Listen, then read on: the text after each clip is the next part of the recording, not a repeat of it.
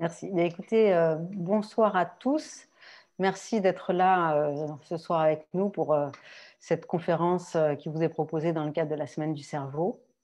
Alors, je m'excuse par avance pour ceux qui nous suivent régulièrement depuis le début de la semaine et qui donc vont avoir l'impression d'entendre un petit peu un disque rayé sur cette diapositive introductive. Mais malgré tout, il faut quand même expliquer pour ceux qui nous rejoignent pour la première fois. Donc, la Semaine du cerveau a lieu tous les ans, la troisième semaine de mars, et c'est l'occasion, en fait, pour le grand public de pouvoir rencontrer des chercheurs dans le domaine des neurosciences, de se tenir informé des dernières découvertes dans ce domaine, de savoir comment fonctionne le monde de la recherche, enfin tout ce que vous n'avez pas forcément la possibilité de faire généralement.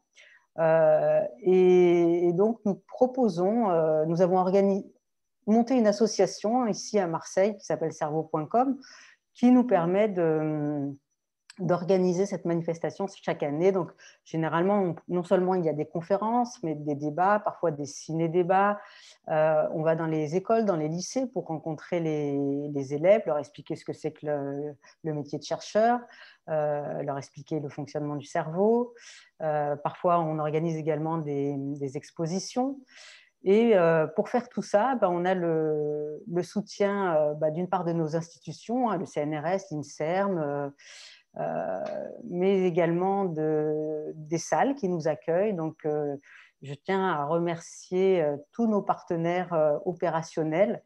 Et ce soir en particulier, la bibliothèque de l'Alcazar, où aurait dû se tenir la conférence de ce soir si on n'avait pas été confinés avec le couvre-feu. Et également le soutien financier de la région, de la ville, du département, de la MGEN et des laboratoires de neurosciences marseillais. Voilà. Alors, je vais maintenant vous présenter notre conférencière de ce soir, Catherine Febvre-Sarail, qui est donc une collègue. Elle est directrice de recherche au CNRS. Elle fait donc de la recherche en neurobiologie cellulaire et moléculaire. Dans un premier temps, Catherine s'est intéressée surtout au développement du cerveau et en particulier, elle a cherché à comprendre comment les neurones, au moment où le cerveau se forme, comment les neurones, lorsqu'ils développent leur projection axionale, eh bien, arrivent à trouver leur chemin pour accéder à leur cible, de manière à ce que les réseaux se forment correctement, que chaque neurone trouve sa bonne cible.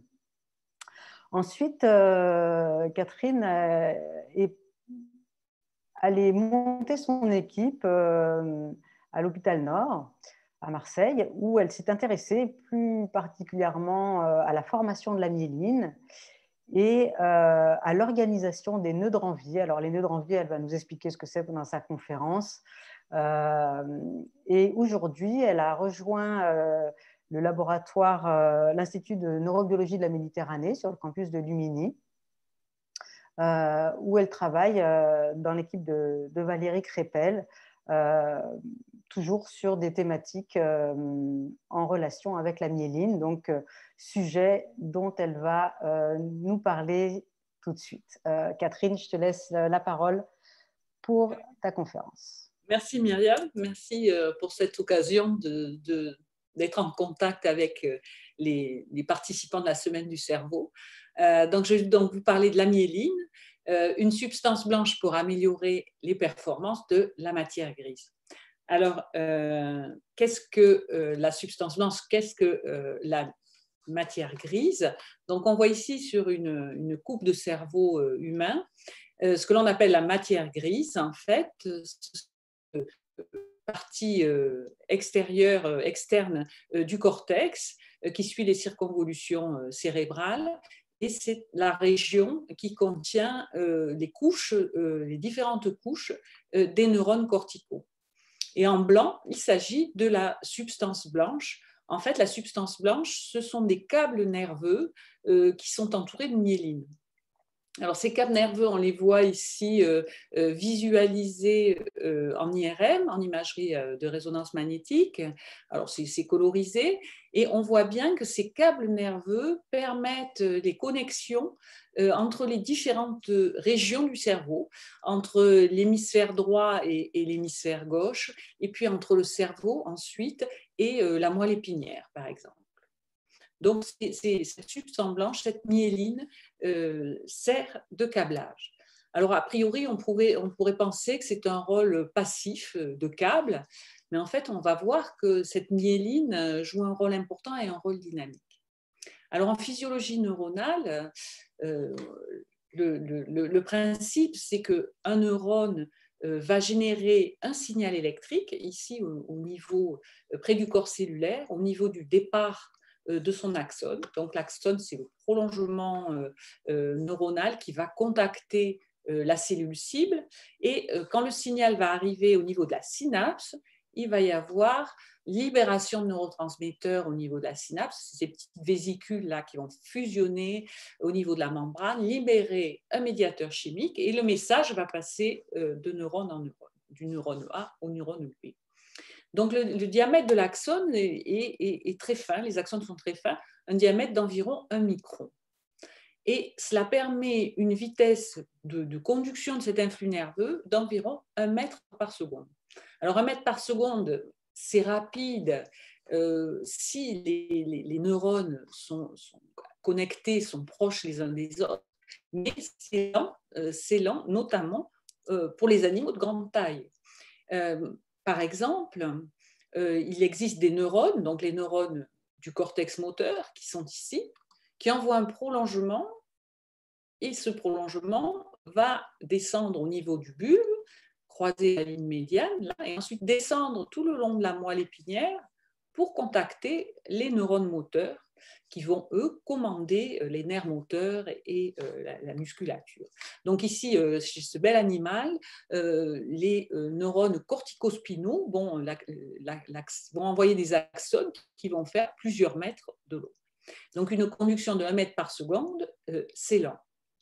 C'est trop lent pour pouvoir effectivement avoir une coordination motrice rapide. Alors, comment peut-on accélérer la communication et la vitesse de l'influx nerveux? Alors, au cours de l'évolution, il y a eu 2 stratégies différentes. La première stratégie, c'est celle du calmar géant. Alors, ces petites bêtes peuvent faire jusqu'à 8-10 mètres de long. Et donc, ils ont inventé des fibres nerveuses géantes, donc avec un diamètre d'axone qui va jusqu'à 1 millimètre. Donc, on a un diamètre qui est 1000 fois plus grand que celui des vertébrés qui fait 1 micromètre.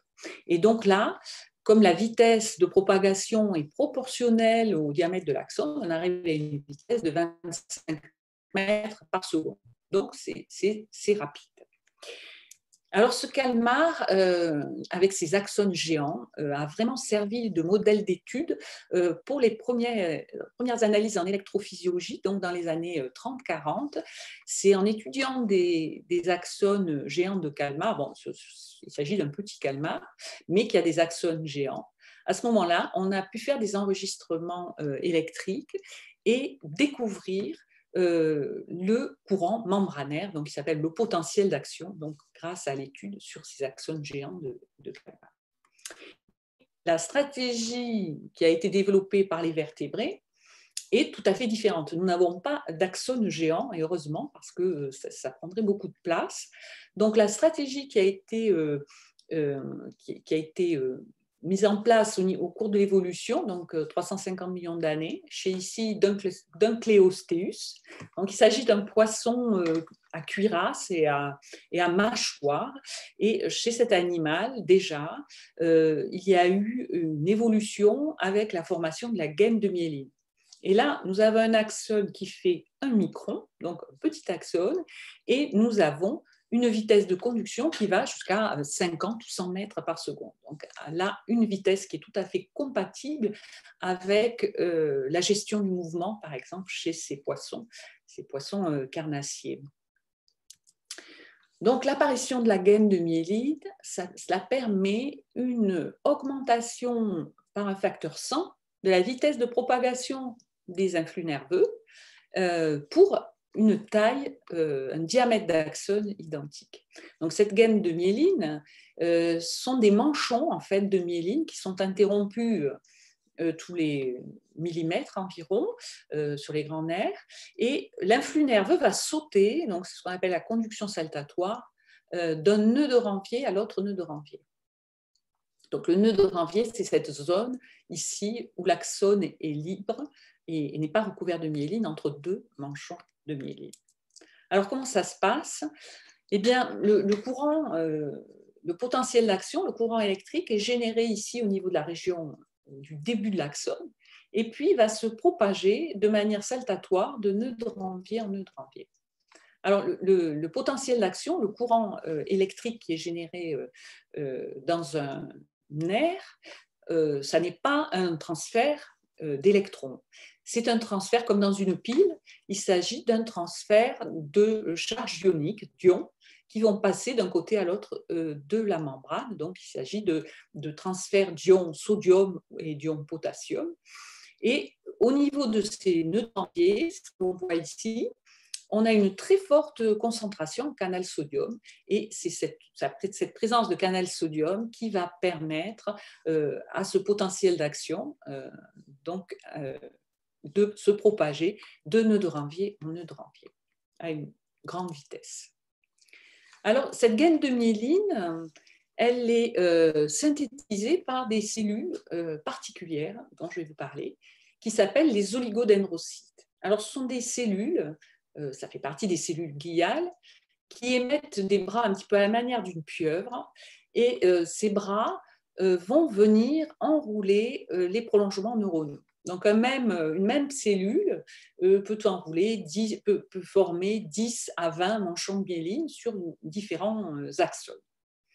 Alors voici ici cet enroulement de membrane, et cet enroulement de membrane va être compacté, et comme elle est très riche en lipides, cela va servir d'isolant. Ici, on voit une coupe donc d'un axone du système nerveux central, et nous avons une dizaine de ronds de myéline qui sont compactés.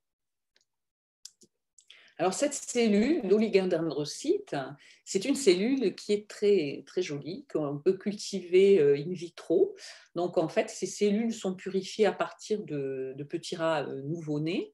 On arrive à les isoler, à les faire se multiplier, à les faire se différencier, et cette cellule va former ici un étalement membranaire qui ressemble à une dentelle, et c'est cet étalement membranaire qui va venir s'enrouler autour des axones. Donc ici, on voit une cellule, ici en jaune, qui s'enroule autour, qui forme cette gaine de myéline autour des nerfs. Alors, c'est une cellule qu'on étudie beaucoup pour essayer de favoriser les étapes de la myélinisation, par exemple dans des pathologies comme la sclérose en plaques, dont je vous parlerai ensuite.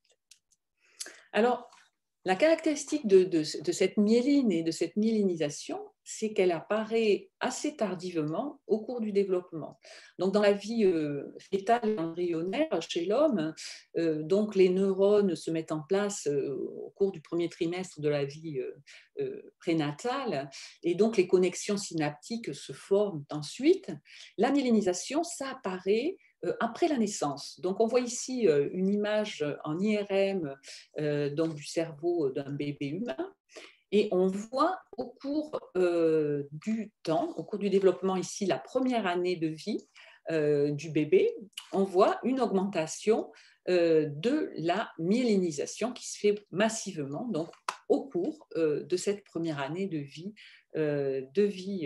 du bébé, ce qui va permettre bien évidemment à cette progression fantastique de la coordination motrice, de la marche, et puis des capacités cognitives aussi des enfants. Alors, ce qui est caractéristique, c'est cette myélinisation qui se poursuit pendant l'enfance, et également qui est assez importante au cours de l'adolescence, et qui peut également continuer chez l'adulte et être stimulée également chez l'adulte. Alors, beaucoup de progrès ont été faits grâce à l'imagerie cérébrale qui permet de visualiser la micro-organisation de la myéline et, comme sur cette image, l'organisation des trajets des câbles myélinisés. Donc ça, c'est une image en IRM par tenseur-diffusion où il y a une pseudo-colorisation de ces câbles. Et cette technique d'imagerie a permis d'évaluer la structure de la myéline au cours du temps dans différentes circonstances. On a pu s'apercevoir que la myélinisation n'était pas figée, qu'elle pouvait être stimulée notamment par des activités motrices ou cognitives. Alors, au cours de cette expérience qui a été réalisée sur des sujets assez jeunes à qui on a appris à jongler. Donc, ils ont subi un entraînement intensif de jonglage pendant une semaine et puis ensuite, après arrêt de cette période d'apprentissage, on a également analysé ces sujets. Donc, on a fait de l'imagerie cérébrale avant l'apprentissage, juste après l'apprentissage et puis après une période de repos. Et on s'est aperçu que dans des zones particulières du contrôle de la motricité fine, ce que l'on voit ici, il y avait une augmentation de la densité de la myéline dans cette zone, dans des zones particulières du cerveau. Alors ça, c'est le niveau de myéline chez les contrôles, et puis on voit une augmentation de la densité de myéline après l'apprentissage. Et donc là, il s'agit d'une activité qui est une activité motrice, mais qui est une activité complexe parce qu'elle demande l'intégration d'informations visuelles, donc, qui viennent du cortex moteur, avec une intégration motrice. Et sur cette intégration, cette coordination entre différentes activités sensorielles et motrices, pour laquelle la myéline joue un rôle extrêmement important. Alors, on s'est également aperçu, toujours avec des expériences d'imagerie cérébrale, que la myélinisation pouvait être stimulée par des apprentissages de motricité complexe, comme par exemple la pratique du piano. Donc, on arrive à différencier chez les gens qui pratiquent le piano avec un entraînement de plusieurs heures par jour par rapport à des gens qui ne pratiquent pas, des différences dans l'organisation de la myéline.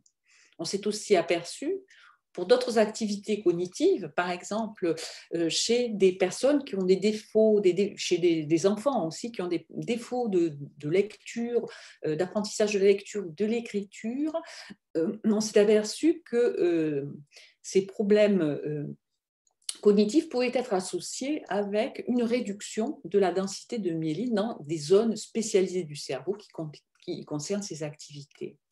Et alors, ce qui est très positif, c'est qu'une remédiation, c'est-à-dire qu'un entraînement important, un apprentissage important est capable de renforcer la myéline dans ces zones spécialisées. Donc, c'est une activité peut être renforcée avec les apprentissages et en particulier chez les enfants. Donc, on a pu montrer que la myélinisation, la myéline, était corrélée à des apprentissages moteurs complexes. Mais bon, il s'agit d'une corrélation. Donc là, les chercheurs ont pu utiliser des modèles chez la souris pour essayer de comprendre si cette myélinisation était importante, était nécessaire à cet apprentissage moteur. Est-ce qu'il s'agit d'une relation de cause à effet ou est-ce qu'il s'agit d'une corrélation ? Donc là, ces chercheurs ont utilisé des souris, donc chez lesquelles on peut faire des apprentissages moteurs. Par exemple, ici, on fait tourner cette petite souris sur une roue avec des barreaux d'échelle, et donc elle doit adapter sa course à la vitesse de rotation de cette courbe. Ensuite, chez la souris, on peut stimuler les neurones du cortex moteur de manière tout à fait artificielle. Là, il s'agit de souris transgéniques qui expriment des canaux ioniques qui sont sensibles à la lumière. Alors, on a implanté chez cette petite souris de la fibre optique qui va générer une lumière bleue qui va stimuler les neurones du cortex moteur. Ensuite, on analyse ce qui se passe chez cette souris dans, ici, les projections de ces neurones moteurs, donc dans le tractus ici, dans le trajet des axones qui vont du cortex jusqu'à la moelle épinière, ou alors qui vont d'un côté du cortex à l'autre.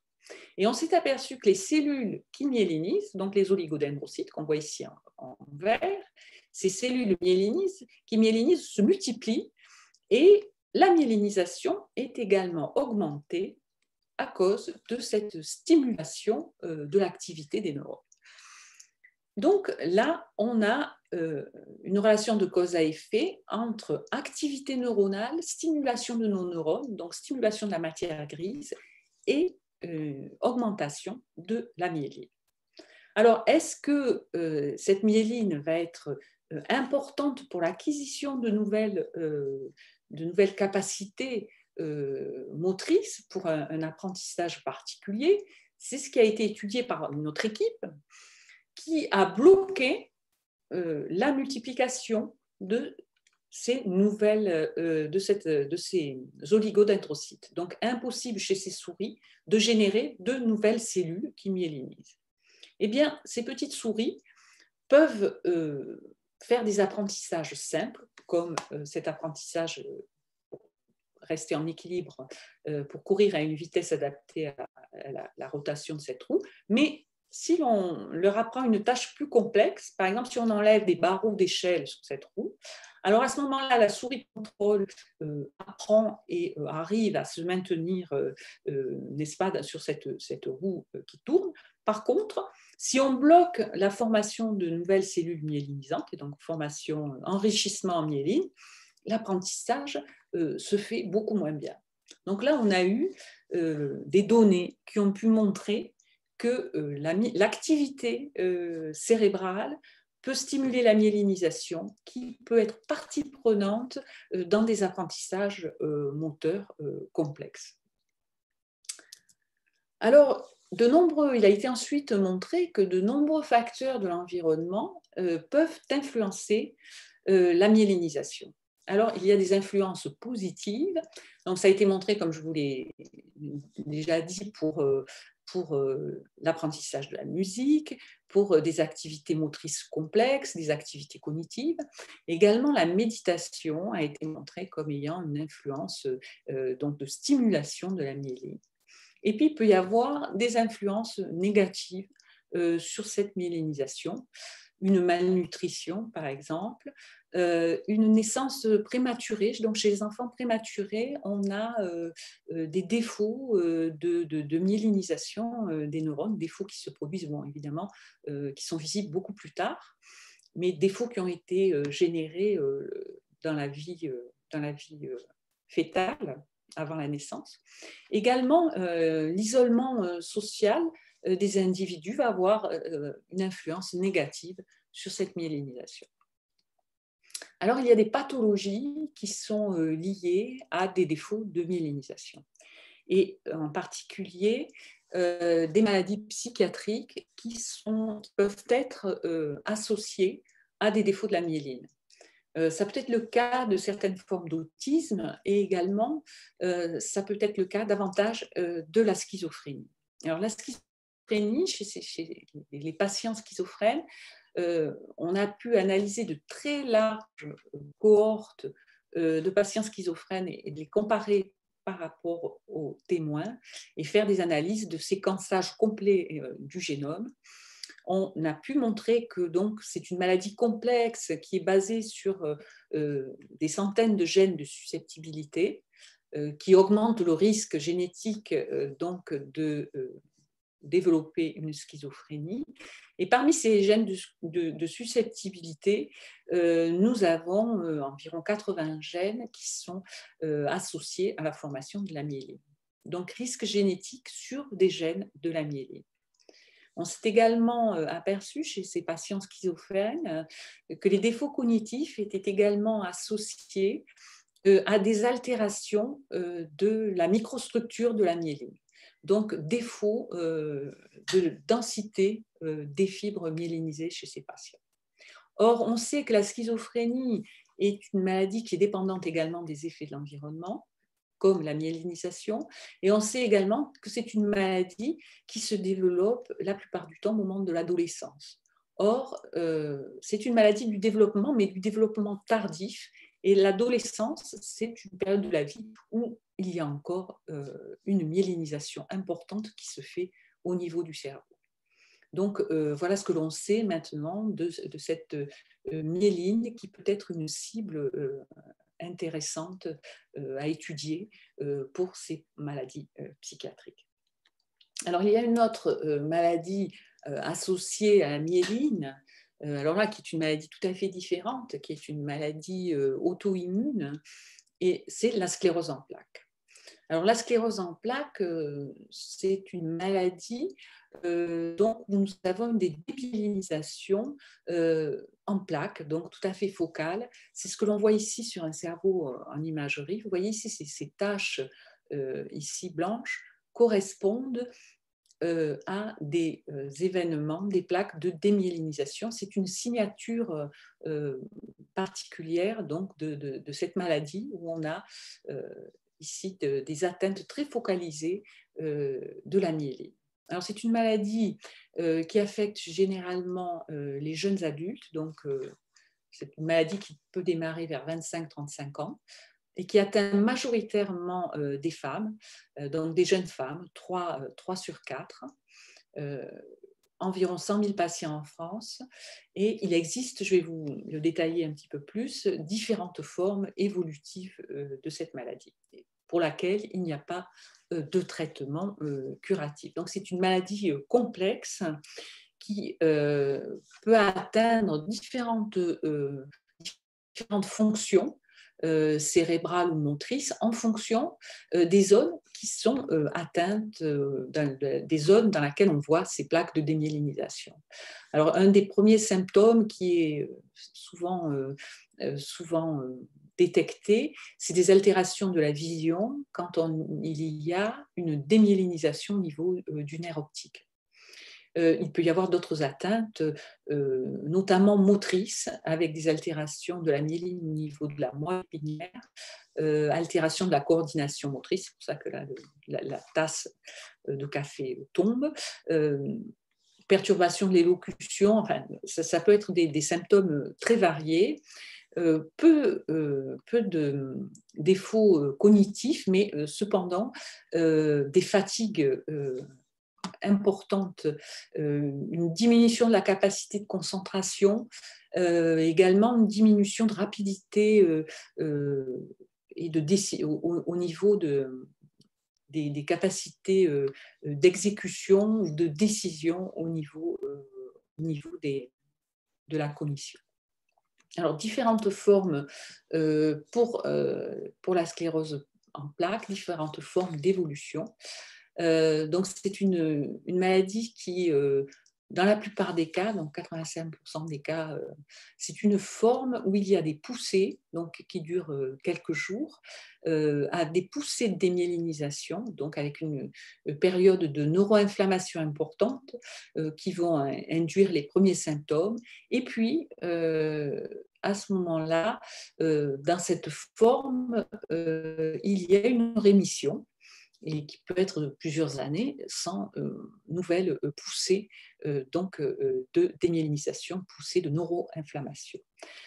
Donc, on voit qu'il y a une évolution tout de même au cours de la vie, et puisque vers l'âge de 60 ans, il y a une évolution avec une forme où il y a une progression continue des handicaps. Donc, il peut y avoir une altération de la marche, et puis ensuite, à des âges beaucoup plus tardifs, vraiment des altérations de la motricité beaucoup plus importantes. Alors, dans d'autres cas, plus rares, heureusement, il y a une forme progressive d'emblée, donc avec une démyélinisation qui ne va pas être suivie de phases de remyélinisation. Ça, c'est une forme plus grave de la maladie. Alors, fort heureusement, il y a maintenant des traitements, des nouveaux traitements très efficaces pour cette maladie. Alors, c'est une maladie dont l'origine est complexe et pas totalement résolue. Donc, il y a des gènes de susceptibilité qui ont été mis en évidence également par des analyses, alors sur des cohortes de patients énormes, plus de 5000 patients. On s'est aperçu que la plupart des gènes de susceptibilité, c'était des gènes du système immunitaire. Donc, c'est clairement une maladie du système immunitaire. Nous avons donc une neuroinflammation. Alors, on ne sait pas si c'est d'origine centrale, d'origine périphérique. Les lymphocytes T qui vont pénétrer dans le cerveau, qui vont traverser la barrière hémato-encéphalique, qui vont sécréter des cytokines qui vont avoir un effet de détérioration de la cellule myélinisante, de l'oligodendrocyte, qui vont recruter des macrophages, et ces macrophages donc, vont éliminer les débris de myéline. Alors c'est ce qu'on voit ici sur cette image. Nous avons les neurones en vert avec les prolongements neuronaux ici, les axones en vert, et il se produit ici, ce que l'on voit ici, une fragmentation de la myéline, et ici, vous voyez ici des segments de cet axone qui sont complètement démyélinisés. Donc, c'est ce qui est schématisé ici, perte de segments de myéline, donc de manière tout à fait localisée, une perte plus importante. Et là, on a l'axone ici qui se rétracte, et là, ça peut induire des processus de neurodégénérescence, donc évidemment, qui sont beaucoup moins réversibles que le processus de myélinisation. Alors, quel est l'effet au niveau de la conduction de l'influx nerveux? Donc ça, c'est la situation contrôle, où on a la conduction saltatoire de l'influx nerveux. Donc par exemple, ici, je vous ai schématisé l'organisation de la myéline sur une coupe de cerveau, sur une coupe frontale, comme ça. On voit ici la connexion entre les deux hémisphères cérébraux au travers d'une région qui s'appelle le corps calleux. Et donc, l'influx nerveux, l'axone, va conduire les signaux, les messages d'un hémisphère à l'autre. Qu'est-ce qui se passe dans le cas d'une démyélinisation? Alors, démyélinisation partielle ici de cet axone, eh bien, la conduction saltatoire devient une conduction continue. Et donc, il y a des blocages de conduction, des ralentissements, ce qui va perturber le réseau neuronal. Alors, on peut utiliser un modèle animal. Ici, c'est une photo du laboratoire de Myriam Kerr, où elle utilise ici une démyélinisation focale par un agent chimique. Et on voit ici cette plaque de démyélinisation ici, qui va donc altérer la conduction ici au niveau du corps calleux. Alors, les traitements, fort heureusement, il y a des traitements et des traitements extrêmement efficaces qui ont été trouvés ces 20 dernières années, en fait. Donc, on traite les poussées de neuroinflammation par des corticoïdes, et ça, c'est extrêmement important d'arrêter ce processus de neuroinflammation. Mais il y a en plus des traitements de fond pour éviter qu'il y ait de nouvelles poussées qui se produisent. Donc, on utilise des immunomodulateurs comme l'interféron bêta, donc, qui a un effet anti-inflammatoire et également qui prévient l'activité auto-immune. Également, donc l'interféron bêta, ce sont des médicaments qui ont déjà plus d'une vingtaine d'années. Plus récemment, plusieurs immunosuppresseurs sont utilisés. Par exemple, natalizumab, qui est un anticorps monoclonal, qui a un effet anti-inflammatoire, mais qui a un effet surtout de blocage de l'entrée des lymphocytes T. Donc, il va se lier sur ces lymphocytes et empêcher leur entrée au travers de la barrière hémato-encéphalique, donc empêcher le passage des lymphocytes vers le cerveau, donc avoir un effet immunosuppresseur très important. Donc, ce sont des traitements qui sont très efficaces pour bloquer les poussées et pour éviter les nouvelles apparitions de poussées de démyélinisation. Donc, ils ralentissent très fortement la progression de la maladie et du handicap, mais ce ne sont pas des traitements qui guérissent complètement et qui sont des traitements de l'aspect remyélinisation. C'est pourquoi il y a maintenant des voies de recherche qui sont extrêmement développées, qui sont centrées sur ces cellules myélinisantes, dont les oligodendrocytes, pour stimuler la fonction de ces oligodendrocytes pour qu'ils remyélinisent les axones, et ce, pour aboutir à une bonne récupération fonctionnelle. Le deuxième avantage, c'est que si il y a remyélinisation, on évite la dégénérescence axonale et donc des perturbations, des troubles, des handicaps irréversibles. Donc ça, c'est vraiment un sujet de recherche important pour aboutir à de nouveaux médicaments qui, en plus des immunosuppresseurs, pourraient permettre donc une remyélinisation plus efficace.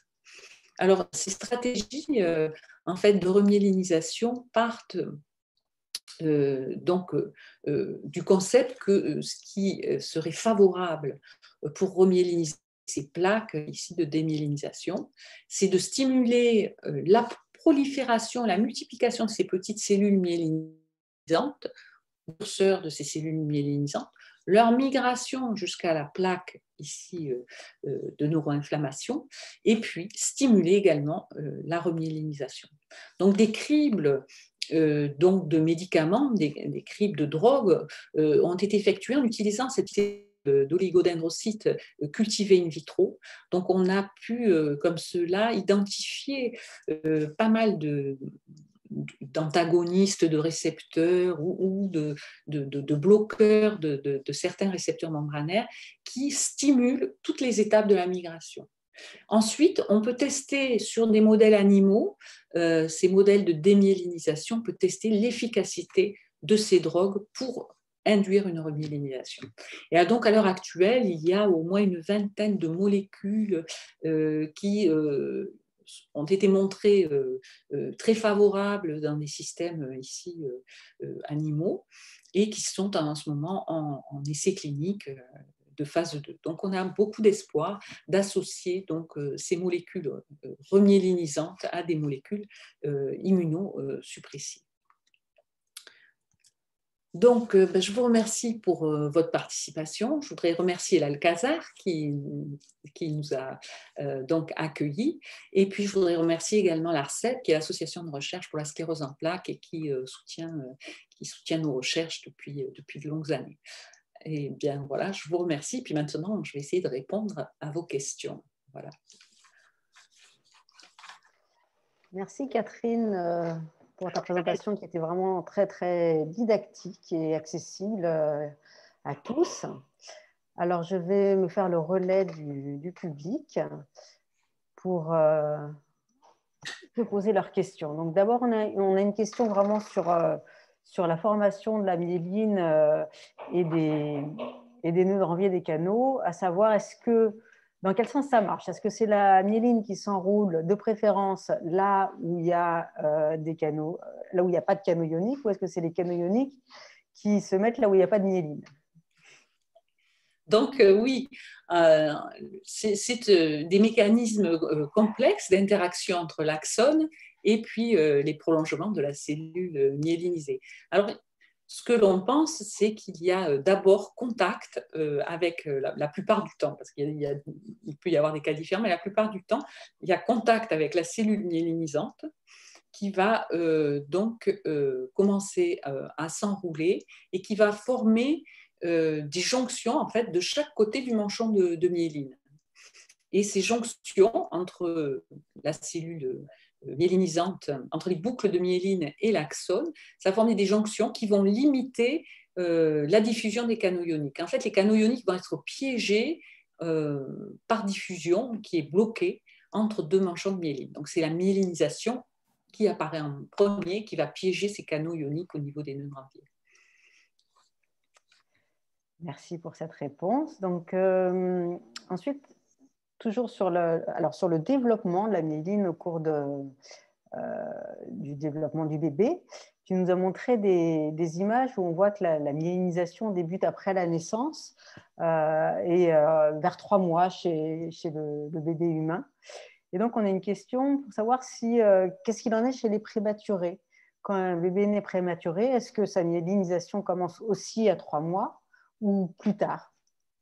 Alors, ce qui se passe chez les prématurés, c'est relié au fait que ces cellules myélinisantes donc, sont générées sous forme de précurseurs et ces précurseurs sont formés bien avant la naissance.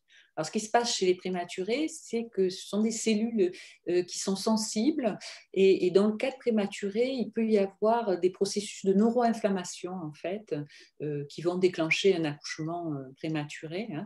Et cette neuroinflammation va avoir un effet délétère, un effet toxique sur ces cellules précurseurs des oligodendrocytes.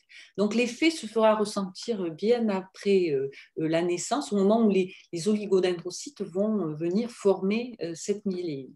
Donc voilà, c'est la toxicité au niveau prénatal due à la neuroinflammation qui va avoir un effet au niveau postnatal, donc on a moins de myéline. Bon alors c'est récupéré parce que et bien évidemment la myéline dont je vous en ai parlé, c'est quelque chose de plastique, même s'il manque des oligodendrocytes, ça peut être compensé ensuite, donc il peut s'agir d'un retard de myélinisation. Mais cependant, c'est quand même une raison pour laquelle chez des enfants qui sont nés prématurés, il y a pas mal de maladies, psychiatriques ou neurologiques. Il y a une susceptibilité plus grande de ces prématurés à ces maladies psychiatriques. Alors, une question toute simple. Est-ce que les oligodendrocytes, c'est la même chose que ce qu'on appelle les cellules de Schwann? Alors, pratiquement, enfin, c'est l'équivalent. Donc, l'oligodendrocyte, c'est dans le système nerveux central, dans la moelle épinière, et c'est une petite cellule qui a plein de bras et qui myélinise, qui vient s'enrouler autour des axones pour former de la myéline. Et la myéline est à peu près la même au niveau du système périphérique, donc les nerfs, par exemple, le nerf sciatique, mais là, ce sont les cellules de Schwann qui s'entourent autour du nerf sciatique. Alors, une cellule de Schwann s'enroule sur elle-même et fait un manchon. Donc, elle n'a pas de petits bras comme l'oligodendrocyte. Mais elle est capable de générer une membrane de myéline qui s'entoure et qui a les mêmes capacités que la myéline dans le système nerveux central. Alors, est-ce qu'il est possible d'augmenter la myélinisation chez des personnes qui ont des difficultés, par exemple de type lecture, écriture, depuis l'enfance? Par exemple, est-ce qu'on peut imaginer que la pratique du sport ou du jonglage, comme tu l'as montré, pourrait aider? Alors oui, alors, il y a une spécificité évidemment de l'apprentissage avec la région du cerveau où il va y avoir cette stimulation de la myéline.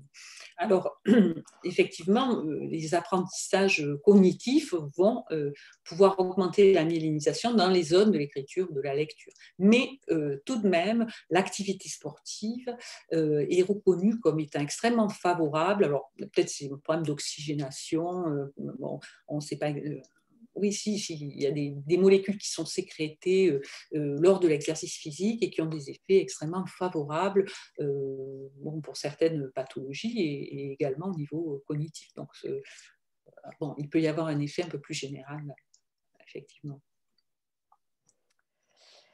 Alors, une question sur le passage des lymphocytes qui pénètrent dans le cerveau.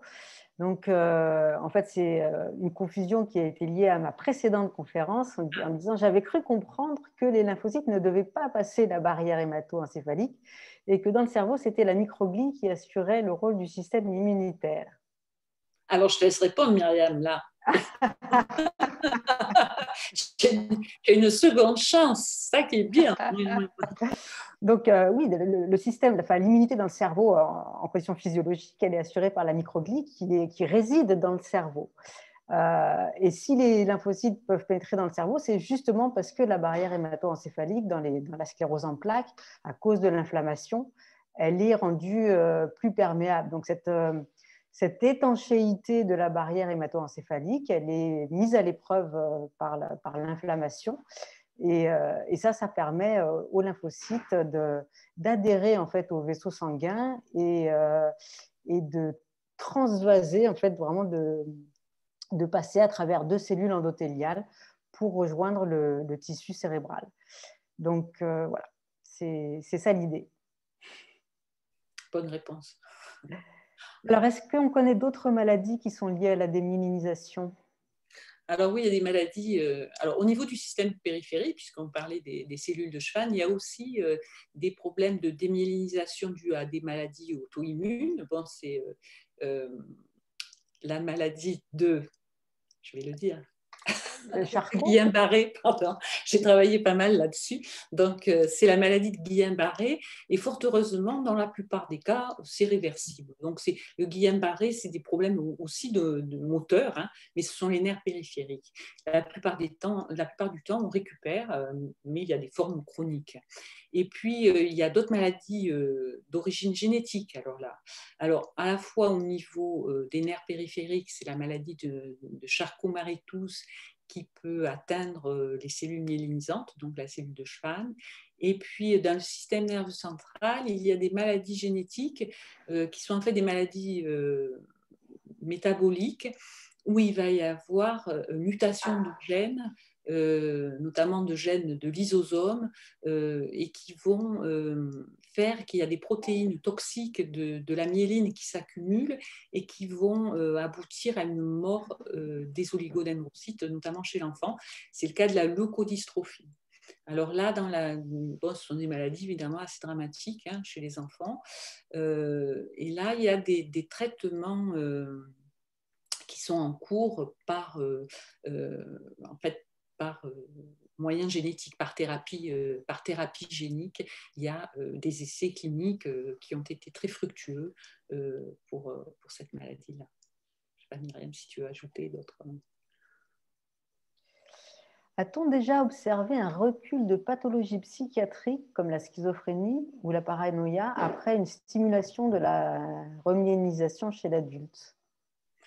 Alors, stimuler la myélinisation chez l'adulte, quand on stimule l'activité cérébrale, on stimule beaucoup de choses.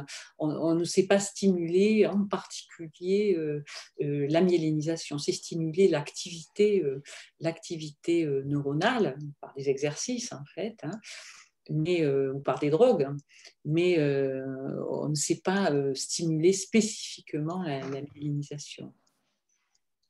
À ma connaissance, il n'y a pas eu vraiment ce genre d'approche thérapeutique sur les maladies psychiatriques comme ça. Hein. Ouais. Alors, le manque de sommeil, c'est intéressant. Est-ce que le manque de sommeil chronique a un effet sur la myéline? J'en sais rien du tout. Pourtant, je suis très concernée, très insomniaque. Non, j'ai vu l'effet favorable avec la méditation, mais je ne sais pas. J'ai rien vu non plus là-dessus, non. Il y a des choses à faire encore, des nouveaux champs à ouvrir. Hein. Alors, est-ce que des études sont en cours pour observer l'incidence sociétale ou pathologique du Covid sur la démyélinisation? Alors, Covid et myéline. J'en sais rien du tout. Non, c'est vrai qu'il y a des symptômes de grande fatigue chez les pathologies longues de gens qui ont eu le Covid. Alors, cette grande fatigue, est-ce qu'elle a une origine d'altération à cause du virus au niveau périphérique, ou est-ce qu'il y a une altération de fonction cognitive? Voilà. Donc, mais c'est un symptôme, effectivement, où on se pose la question de savoir qu'est-ce qui est atteint au niveau cérebral. Hein. Je pense qu'on peut l'entendre à deux niveaux, la question. Il y a effectivement l'impact direct du virus sur le système nerveux, et on sait qu'il y a des formes neurologiques du Covid, mais peut-être aussi derrière, alors là j'interprète, mais peut-être il y avait aussi l'idée des conséquences indirectes à cause du confinement et du coup du côté privation sociale, puisque tu as évoqué cet aspect aussi que la privation sociale pouvait avoir un impact sur la myéline. Donc voilà, Là, ça se joue à deux niveaux. Effectivement, surtout chez nos jeunes étudiants qui sont confinés dans leur solitude universitaire, hein, c'est vrai que ça c'est un problème extrêmement important au niveau sociétal chez les adolescents et chez les jeunes. Oui, tout à fait. Alors, on peut peut-être aussi préciser que ces impacts, par exemple, quand on a parlé d'isolement social, ce genre de choses, il y a aussi des périodes critiques dans lesquelles ce type d'isolement, d'impact de l'environnement ont vraiment un effet marqué. C'est moins marqué ensuite chez l'adulte où le système nerveux et la myélinisation est déjà bien faite. C'est vrai qu'il y a des périodes critiques en particulier vraiment précoce chez l'enfant, ou là, si on isole l'enfant, s'il y a des mauvais traitements, il peut y avoir vraiment des défauts de myélinisation plus marqués.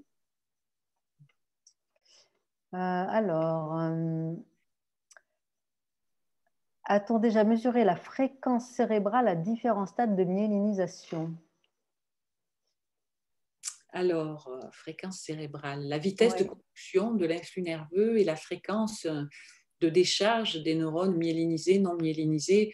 Oui, il y a des études électrophysiologiques qui sont menées sur la vitesse de conduction, évidemment. Sur la fréquence, c'est pas un effet direct. Oui, c'est pas un effet direct de la myéline. La fréquence, en fait, c'est le signal qui est généré au niveau du corps cellulaire. En fait, le neurone intègre des informations positives et négatives, et intègre tous ces signaux synaptiques pour ensuite générer ou non un potentiel d'action à une fréquence variable en fonction des types de neurones. Mais ça, c'est plutôt une intégration du signal qui se fait au niveau du corps cellulaire et du segment initial de l'axone. Alors là, on va aborder des questions, des relations entre alimentation et myéline. Donc, est-ce que l'apport, par exemple, de DHA ou EPA, donc ces oméga 3, peuvent être intéressants pour soutenir la myéline, et par exemple, en particulier chez les patients atteints de CEP? Alors là, moi, je n'ai pas d'idée trop sur la question. C'est vrai que le métabolisme lipidique, c'est quelque chose de très important pour les oligodendrocytes. Les astrocytes permettent également les apports de lipides particuliers vers les oligodendrocytes. Alors, qu'en est-il de la nutrition? Là, moi, je n'ai pas de réponse comme ça à pouvoir vous donner. Alors, il n'y a aucune étude rigoureuse avec des conclusions qui ont pu être tirées là-dessus. En revanche, ce n'est pas du tout exclu malgré tout. Ce n'est pas parce qu'on n'a pas encore les preuves avérées que ce n'est pas le cas. Ce n'est pas exclu, notamment, il y a des arguments qui peuvent laisser penser que ça pourrait être intéressant, et en particulier, Catherine a parlé tout à l'heure des screens où on teste des molécules in vitro pour savoir si elles auraient un effet intéressant pour promouvoir la remyélinisation. Et parmi ces molécules, certaines sont sorties effectivement avec un effet intéressant, et il semblerait que leur mécanisme d'action passe justement par la biosynthèse de lipides, de cholestérol et d'autres lipides, notamment type oméga 3, et que l'effet bénéfique passerait par ces voies-là. Donc après, il faut savoir si la prise alimentaire aboutirait à un effet intéressant. Ça reste à prouver, mais c'est en tout cas sûrement une piste qui fait sens.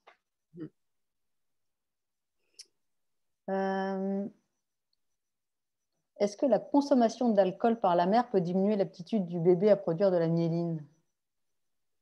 Alors, ça, les syndromes des mères alcooliques, ça fait beaucoup de dégâts chez les enfants. Est-ce que ça passe Est-ce qu'il y a une atteinte des cellules qui vont générer les oligodendrocytes, comme dans le cas de la neuroinflammation et chez les prématurés? Je n'ai pas en tête d'études, mais c'est tout à fait possible. Oui, c'est tout à fait possible. Mais je n'ai pas en tête les articles sur ce sujet. Moi non plus. Alcool, myéline, je ne sais pas. Ce qui est très, très clairement démontré dans l'effet de l'alcool in utero, c'est plus sur la migration des neurones au bon moment, à la bonne place, la mise en place des réseaux. La myéline elle-même, je ne sais pas. Alors, existe-t-il des tests préventifs pour avoir une idée sur l'état de la barrière hémato-encéphalique et comme ça, prévenir la CEP, prendre quelque chose qui renforce cette barrière pour empêcher l'intrusion des éléments qui attaquent la myéline? Alors là, il s'agit d'immunomodulateurs, en fait, parce que la barrière, elle est atteinte en cas de neuroinflammation, en cas d'inflammation périphérique.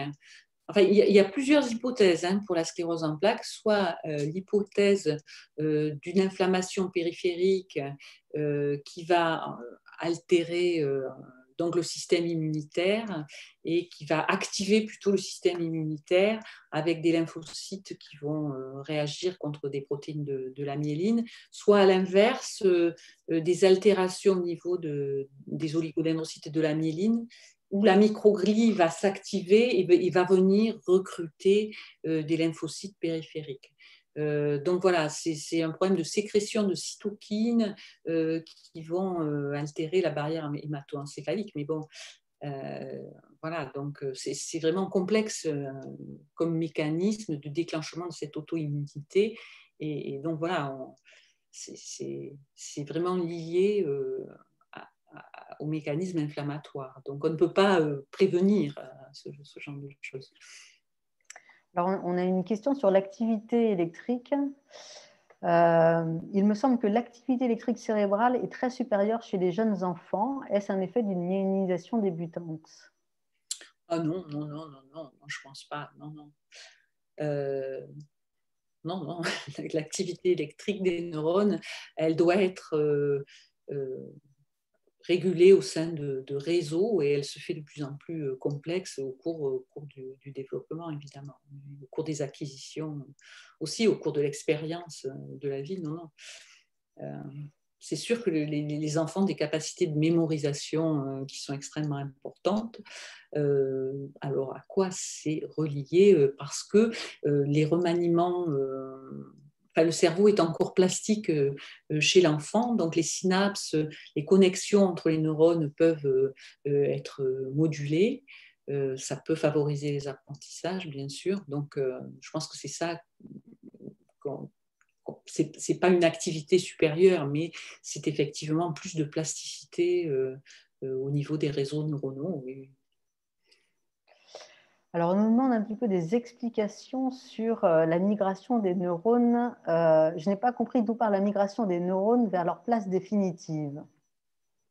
Alors là, je pense qu'il s'agissait de la migration des cellules qui vont myéliniser vers les plaques de démyélinisation. En fait, quand il y a des plaques, donc au niveau de ces trajets d'axones qui sont démyélinisés, donc c'est ce que je vous ai montré en imagerie cérébrale, on voit une plaque de démyélinisation. Le fait qu'il y ait une inflammation, la microglie est activée, peut sécréter des cytokines qui vont pouvoir, ça c'est l'effet bénéfique, attirer les cellules précurseurs des oligodendrocytes, donc qui vont venir se mettre dans ces zones pour remyéliniser. Donc voilà. Je sais pas si la question l'auditeur veut préciser, mais est-ce que c'était suite à ce que je disais par rapport à l'alcool, de la migration l'effet de l'alcool sur la migration des neurones pendant le développement, ou si c'était pour la remyélinisation? Je n'avais pas compris la question comme ça, en fait. Mais s'il s'agit du développement cérébral et donc de la formation des réseaux et de la migration des neurones, c'est vraiment une question de biologie du développement neuronal, Catherine. Ah oui, Tu connais donc, bien ça. oui, oui, bien sûr, les neurones se mettent en place progressivement au cours du développement. Ils sont générés au niveau de la couche germinative, en ce qui concerne les neurones du cortex. Et puis, au fur et à mesure du développement, ils vont se placer, ils vont remonter le long de la glie, et ils vont se placer en bonne position au niveau du cortex. Alors, ils forment des couches tout à fait bien identifiées, la couche 1, 2, 3, 4, 5 du cortex, qui s'étage au fur et à mesure. Et si on perturbe cette migration de ces neurones, on perturbe évidemment le fonctionnement du cortex cérébral.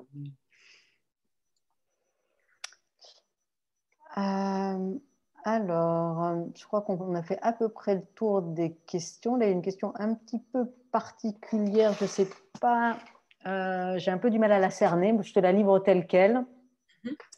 Alors, les jeunes atteints de troubles de l'attention et l'hyperactivité, qui représentent 10% de la population, disent que le tabac et le cannabis les aident à mieux dormir, voire à mieux se concentrer. Est-ce dû à l'endorphine ou à la myéline?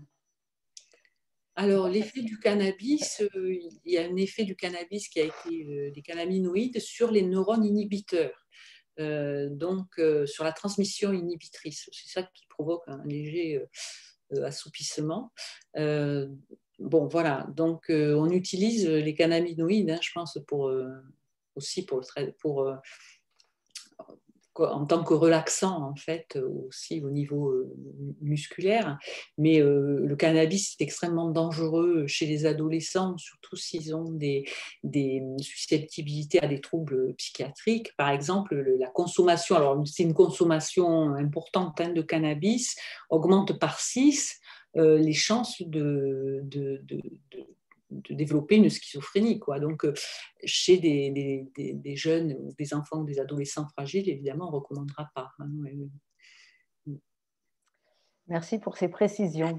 Mais je crois qu'on arrive un petit peu au terme de cette soirée.